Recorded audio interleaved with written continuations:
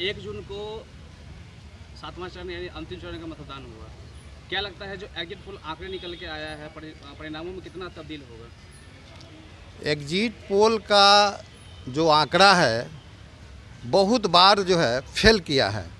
2004 में फेल किया, 2015 में फेल किया। एग्जिट पोल तो एक बनावटी पोल है। पूरे हिंदुस्तान में जिसकी सरकार होती है उस सरकार के पक्ष में अक्सरहा एग्जिट पोल हुआ करता है। और आज जो एग्जिट पोल जितना भी आया है हमारे अनुमान के हिसाब से ये भी पूरा तरह से फेल साबित होगा, क्योंकि पूरे हिंदुस्तान का जो मीडिया है वह भारत सरकार के गिरफ्त में हो गया है। मानो इसको कोई अपहरण कर लिया है। हिंदुस्तान का टोटल जितना भी सोशल मीडिया है, एक भी सोशल मीडिया यह नहीं बता रहा है कि बिहार में या पूरे देश में जितना भी एग्जिट पोल है वह सही है। इसलिए इसको हम लोग नकारना चाहते हैं। यह बिल्कुल गलत है, ऐसा कभी हो नहीं सकता है। वो 4 तारीख का स्पष्ट हो जाएगा कि क्या होने वाला है। 2014 और 2019 में जो आंकड़ा निकल गया था एग्जिट पोल का, वो तो सही था। देखिए, कभी कभी सही भी होता है और कभी कभी गलत भी हो जाता है। इस पर कोई यकीन करना संभव नहीं है। यह जब तक 4 तारीख का पूरा क्लियर नहीं हो जाता है तब तक इस पर भरोसा और विश्वास करना मुश्किल है। देश के प्रधानमंत्री कौन? और अखिलेश यादव, तेजस्वी यादव, नरेंद्र मोदी, ममता बनर्जी, अरविंद केजरीवाल। देखिए, इंडिया गठबंधन एक बहुत बड़ा गठबंधन है और इस गठबंधन में चुनाव के बाद बहुत बार ऐसा हुआ है कि नेता का चुनाव हुआ है।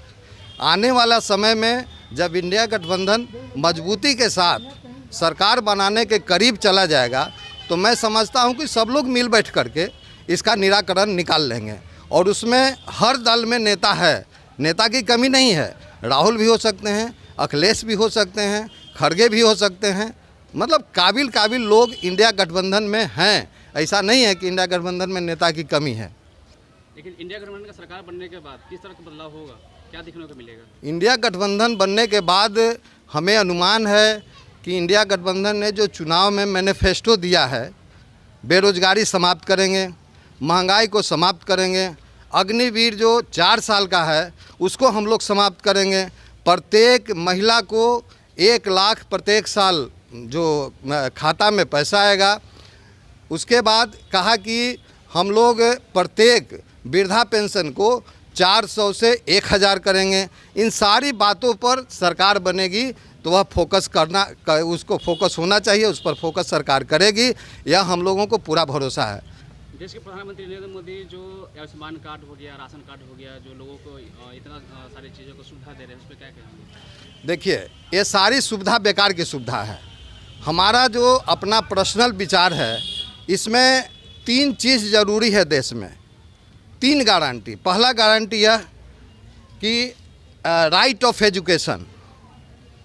वैसे व्यक्ति, गरीब असहाय व्यक्ति जिनके पास पैसा नहीं है, वह पैसा के अभाव में पढ़े नहीं, इसकी गारंटी सरकार को लेनी चाहिए। दूसरा गारंटी यह होना चाहिए कि अनाज के अभाव में कोई आदमी भूखा ना मरे, राइट टू फूड, यह लागू होना चाहिए। तीसरा होना यह चाहिए कि राइट टू हेल्थ, पैसा के अभाव में बीमारी से कोई आदमी मरे नहीं, इसकी सरकार की गारंटी लेनी चाहिए। फ्री में कुछ देने से जनता को होने वाला नहीं है। यह जनता को विकलांग बनाने का एक षड्यंत्र है पूरे देश में कि हम लोग मुफ्त दे देंगे तो हमको वोट मिल जाएगा। 3 चीज़ ज़रूरी है, right to education, right to food और राइट टू हेल्थ। बीजेपी सांसद कृपाल यादव पे जो अंतिम मतदान के दिन मसौरी में उनके साथ जो घटना घटा, उन पर फायरिंग और हमला किया गया, क्या कहेंगे? देखिए, लोकतंत्र में हिंसा का कोई जगह नहीं होता है। किसी भी व्यक्ति पर हिंसा होता है तो लोकतंत्र में इस पर भरोसा नहीं करना चाहिए और हम लोग इसका पुरजोर विरोध करते हैं। लोकतंत्र में वोट का जो अधिकार है वह डंडा के चोट का अधिकार से ज़्यादा मजबूत होता है। डंडा का चोट तो महीना 2 महीना में ठीक हो जाएगा, उसका दर्द खत्म हो जाएगा, लेकिन लोकतंत्र में जो वोट का अधिकार है, यदि वोट से हम लोग चोट देते हैं लोकतंत्र में तो वह 30 जो है 5 साल उनको झेलना पड़ता है। वह लोकतंत्र के मजबूती का पहचान है। इसलिए लोकतंत्र में जो है वोट देने का अधिकार सर्वोपरि है। इसमें हिंसा का कोई स्थान नहीं होना चाहिए। किसी भी व्यक्ति पर यदि जानलेवा हिंसा होता है तो मेरे समझ से यह गलत है, ऐसा नहीं होना चाहिए। और जो लोग राजद पर आरोप लगाते हैं यह बिल्कुल निराधार है। मीसा भारती कोई ऐसा व्यक्ति है नहीं जो आपके खिलाफ में हिंसा करवा सकते हैं, यह बिल्कुल निराधार है। परिचय दीजिए। मेरा नाम सरजुग प्रसाद है, मनेर विधान से सभा से आता हूं और सराय पंचायत से हूं। 1 जून को यानी 7वां चरण का मतदान होगा। क्या लगता है जो एग्जिट पोल आंकड़े निकल के आ रहा है, परिणामों में कितना तब्दील होगा? लगभग जो आंकड़ा दिखा रहा है वो सब सही गिरेगा। देश के प्रधानमंत्री कौन? नरेंद्र मोदी। नरेंद्र मोदी